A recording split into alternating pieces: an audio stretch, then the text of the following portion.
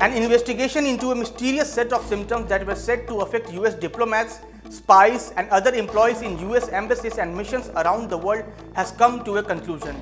The US intelligence agencies have now concluded that the strange Havana Syndrome was not caused by an energy weapon or any foreign adversaries. They have used the words very unlikely while concluding whether a foreign adversary or energy weapon was the reason behind it.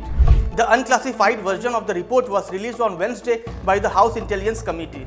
This officially puts an end to the conspiracy theories that were being associated with this syndrome. Today in this video, we take a look at what exactly this Havana Syndrome is and how it created ripples in the US intelligence community. But before that, don't forget to like, share and subscribe to Oneindia. Havana Syndrome is a colloquial name given to a set of symptoms such as dizziness, hearing loss, headaches, vertigo, nausea, memory loss and possibly brain injuries that has mostly impacted US officials. Symptoms are said to vary in type and severity, but often are reported to include the sudden onset of severe headaches, difficulty concentrating, auditory disturbances and even memory loss. According to the victims, the symptoms were brought on by a piercing high-pitched sound as if they had been caught in an invisible beam of energy. It was first reported in late 2016 by the US State Department personnel stationed in the Cuban capital Havana, and hence the name Havana Syndrome. But soon, diplomats and other government workers stationed around the world began experiencing similar unexplained neurological symptoms. Over 1500 cases had been documented across 96 countries. Officially, such sets of unexplained symptoms are referred by the USA as anomalous health incidents or the AHIs. Countries from which American officials have reported similar incidents include Colombia, Russia, China, Austria, Serbia and Uzbekistan. In India too, its first incident was reported in 2021. Cases ascribed to the Havana Syndrome have also been reported from within the United States, and very recently, at least 3 officials serving in the US consulate in Geneva were believed to have the syndrome, with at least one needing to be medevaced from Switzerland to the US for treatment. The most astonishing fact about the Havana Syndrome is that it is said to only affect the US officials, especially those who have affiliations with intelligence agencies. No officials from other countries have perhaps ever reported such array of mysterious symptoms except a few incidents of Canadian embassy staffs in Havana, and that is why the US officials feared that some foreign power is in play who is deliberately trying to target US intelligence officers and belittle US intelligence operations.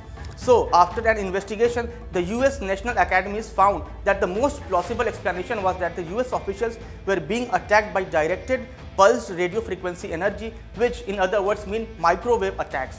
This technology dates back to the US-Soviet Cold War era when high-powered beams were designed to disable electronics. During the Cold War, beams of microwaves were aimed at the US Embassy building in Moscow from 1953 to 1976. But electronics or electronic communications were not disrupted during the 2016-17 Havana attacks, suggesting either that the power levels were lower than required or microwave directed energy weapons were not used at all. No concrete explanation was provided, and this accentuated the fear in the US intelligence community. These symptoms had become so widespread that in September 2022, the State Department announced that it had started approving payments for victims of the anomalous health incidents in accordance with the Havana Act, the unanimously passed bill that authorizes agencies to compensate personnel who incur brain injuries from hostilities while on assignment.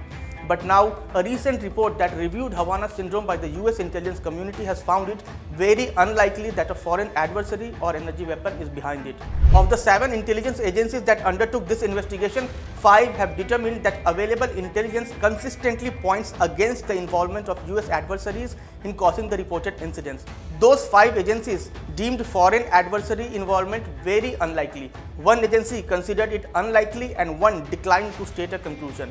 This unclassified report also suggests that the initial medical studies that led experts to believe that the AHIs represented a novel medical syndrome or consistent pattern of injuries suffered from methodological limitations.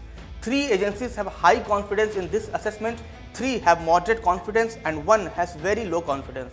Although no evidence has been found to support a foreign adversary being behind any single case, the officials still acknowledge that it is conceivable that a handful of instances could be the cause of a bad actor trying to inflict harm on American personnel, and more research would be needed to rule out this possibility. Havana Syndrome has been one of the most astonishing puzzles of the modern world espionage, but with this new report, perhaps the controversies around it will cease. unless something very surprising is found out someday. This was all about the mysterious Havana Syndrome. We hope you would like this new video. Thank you so much for watching. Subscribe to Oneindia channel and never miss an update.